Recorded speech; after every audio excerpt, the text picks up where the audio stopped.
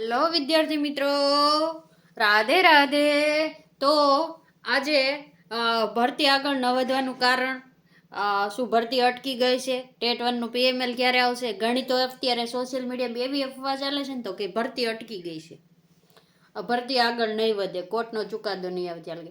તો બધા જ પ્રશ્નોનો તમને જવાબ મળી જશે.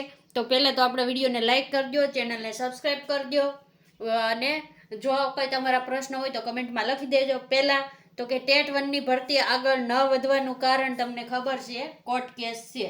એક તો શું છે? Court case. પણ આ કોર્ટ કેસથી તમને કાંઈ તકલીફ પડવાની નથી. શું કામે? તો કે ઘણા એમ કે કોર્ટ કેસના કારણે એ કે ભરતી અટકી ગઈ છે, તો નથી અટકી. તમે જો કોર્ટ કેસની ભરતી અટકવાનું હોય ને તો સ્પેશિયલ ભરતી તમારી આવેલી હતી, તમને ખબર છે, નોટિફિકેશન આવી હતી ને, જેના 1 જૂનથી ફોર્મ ભરાવાના હતા. તો સ્પેશિયલ એજ્યુકેટરની ને અન્ય માધ્યમની ભરતી આવી હતી. જ્યારે કોર્ટને જ્યારે તમને ના પાડવી હોય ને કે ભરતી આગળ નથી વધારી, તો તમને ખબર છે કે સ્પેશિયલ એજ્યુકેટરની ભરતીની નોટિફિકેશન આવી ગઈ હતી, અને જે દિવસે 1 જૂનથી ફોર્મ ભરવાનું ચાલુ થવાના હતા ને એના આગલા દિવસે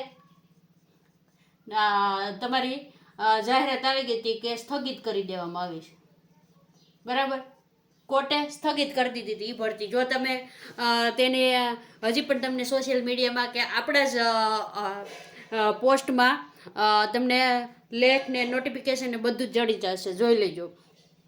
સ્પેશિયલ ભરતીની ડેટ આપી દીધી હતી કે 1 જૂનથી ફોર્મ ભરાવાના છે, અને રાતોરાત કોર્ટે ફોર્મ ભરાવા ઉપર જ સ્થગિત કરી દીધી. એટલે કે ફોર્મ જ ન ભરાણા.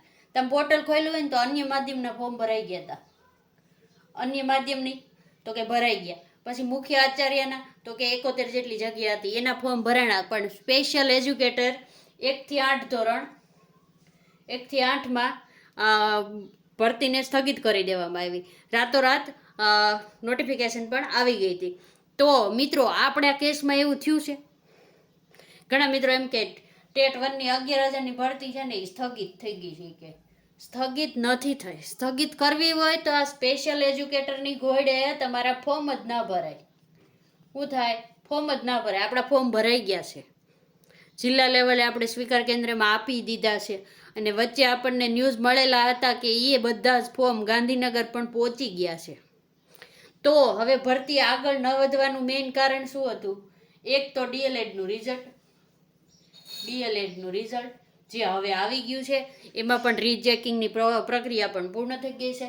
તો ટૂંક જ સમયમાં બધાને રિઝલ્ટ મળી જાય એટલે તમારું પોર્ટલ ખુલવું જોઈએ. શું થવું જોઈએ? પોર્ટલ ખુલવું જોઈએ. અને બીજું હતું કે શિક્ષકોની બદલી જે પણ પૂરી થઈ ગઈ છે. અત્યારે તમને ખબર છે 18 તારીખે શિક્ષકોની બદલી કેમ પણ પૂરા થઈ ગયા છે.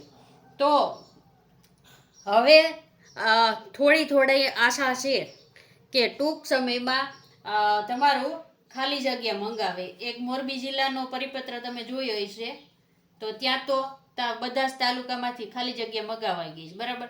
તાલુકામાં પત્ર પણ થઈ ગયો છે ને ખાલી જગ્યા મંગાવી ગઈ છે. ચોખ્ખી ખાલી જગ્યા તમે આપણે પોસ્ટમાં મૂકેલો છે, પત્ર જોઈ લીજો. ચોખ્ખી ખાલી જગ્યા એટલે કે જ્ઞાન સહાયક અને એમને કેટલી જગ્યા શિક્ષકોની ખાલી છે, ટોટલ જગ્યા એ મંગાવાઈ ગઈ છે. હવે ટૂંક સમયમાં જ બધા જે મોરબી જિલ્લામાં થયું એવું બધા જિલ્લામાં થઈ શકે. જો આપણે થઈ શકે કહીએ છીએ, આનું આપણને પ્રોપરલી ખબર છે એટલે આપણે કહીએ. પણ બીજા જિલ્લામાં હજી લેટર થયો કે નહીં, જિલ્લા લેવલેથી DPOમાંથી આપણને ખબર નથી, એટલે આપણે ન કહી શકીએ. પણ પહેલાં ખાલી જગ્યા મગાવશે, પછી એનું રોસ્ટર મુજબ જગ્યાઓ વિતરણ થશે. તમને ખબર છે આમાં કેટેગરી વાઇઝ અનામતની જગ્યાઓ અલગ ને એ બધું લાંબી પ્રોસેસ છે. એટલે જો જલ્દી ભરતી કરવી હોય તો આ 15 થી 20 દિવસમાં કામ થઈ શકે. એક બાજુ તમને રિઝલ્ટ ઉમેરવા દે ને એક બાજુ રોસ્ટર બનાવવાનું શરૂ થાય. શું થાય? રોસ્ટર મુજબ. એટલે શું થાય કે ડીએલએડનું રિઝલ્ટ ઉમેરાઈ ગયું, રોસ્ટર મુજબ જગ્યા આવી ગઈ, તો PML તમારું જુલાઈમાં આવી શકે. એ પણ 15 જુલાઈ પછી. 15 જુલાઈ પછી. ઘણા એમ કહેતા હોય જુલાઈના ફર્સ્ટ વીકમાં આવી શકે, તો તમને સરપ્રાઈઝ આપે ને તો થાય. તો પછી DLED વાળા મિત્રો વિરોધ કરશે, રિઝલ્ટ નહીં ઉમેરવા દે તો, અને તમને ખબર છે આ 27 તારીખ તો થઈ ગઈ, તો તમે જુલાઈના પહેલા વીકમાં PML આવવાની આશા રાખી શકશો? વિચારો, આવી શકે? મારા ખ્યાલથી તો ના આવી શકે. તમારા ખ્યાલથી કઈ PML આવી શકે? તો મોટું મોટું આપણે ગણીએ ને તો બધી ગણતરી કરતાં 15 જુલાઈ પછી આવવાની વધારે શક્યતા છે.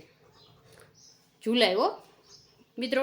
અને ભરતી ક્યારેય અટકવાની નથી. કોર્ટે ક્યારેય કીધું જ નથી ભરતી અટકશે એવું. એટલે જે મિત્રો કોર્ટના બાને કહેતા હોય ભરતી અટકી જશે ને બહુ ટેન્શન થાય છે, ઘણા મિત્રોને આપણે એવી કમેન્ટ આવે છે કે મેડમ બહુ ટેન્શન થાય છે. મિત્રો ટેન્શન નહીં લેવાનું. જેને 65થી નીચે માર્ક હોય ને, 65+ હોય ને, એ બી ટેટ 1ની તૈયારી ના કરે ને તો ચાલે, ગમે એ જિલ્લામાં એને મળી જશે. પણ મિત્રો તમારે 61 ને 58 ને એવું મેરિટ બનતું હોય ને, મેરિટ, તો તમારે શું કરાય ખબર છે? સેફટી માટે તમારે ફરીથી ટેટ 1ની તૈયારી ચાલુ કરી દેવી. ટેટ 1ની તૈયારી ચાલુ. શું કામે આમ કહું છું? ચાલુ કરી દેવાય. શું કામ કહું છું કે દિવાળી પછી ટેટ 1 આવવાની છે ને તમે અત્યારથી ચાલુ કરો ને તૈયારી, તો તમારે ટેટ પાછી આવે ને ટેટ 1, ત્યારે તમારે સારા માર્ક આવે. ને એ પાછી તમને ખબર હશે 2027માં 5000 શિક્ષકોની ભરતી આવવાની જ છે. તો એમાં તમે ફોર્મ ભરો તો તમને મનગમતો જિલ્લો પણ મળી શકે જો તમારું મેરિટ ઊંચું જાય તો. અને અહીંયા જેને 58 હોય ને 61 હોય ને એ અકુડકું જેવું થાય. પછી તમારે કચ્છ સ્પેશિયલ આવવાની છે, એમાંય પણ જવું પડે. બરાબર. તો બધી જ માહિતીની અપડેટ આપણા વિડીયોમાં તમને મળતી રહેશે. PML આવશે એટલે તરત મળશે. આન્સર કી કાલે આવી તોય આપણે વિડીયો બનાવેલો હતો. કોઈ પરિપત્ર આવતો હોય તો આપણે પોસ્ટમાં મૂકીએ છીએ. યુટ્યુબ ચેનલ ખોલો ને આપણે એટલે પોસ્ટ આવે. પોસ્ટની અંદર તમને બધા પરિપત્ર ને એ બધું જે હશે ડિટેલમાં એ તમને ન્યા જોવા મળી જશે. તો બધી જ માહિતી મેળવવા માટે આપણી ચેનલને સબસ્ક્રાઈબ કરી દો, વિડીયોને લાઇક કરી દો અને તમારા મિત્રોને શેર કરી દેજો. વિડીયોને પૂર્ણ કરીએ છીએ. રાધે રાધે.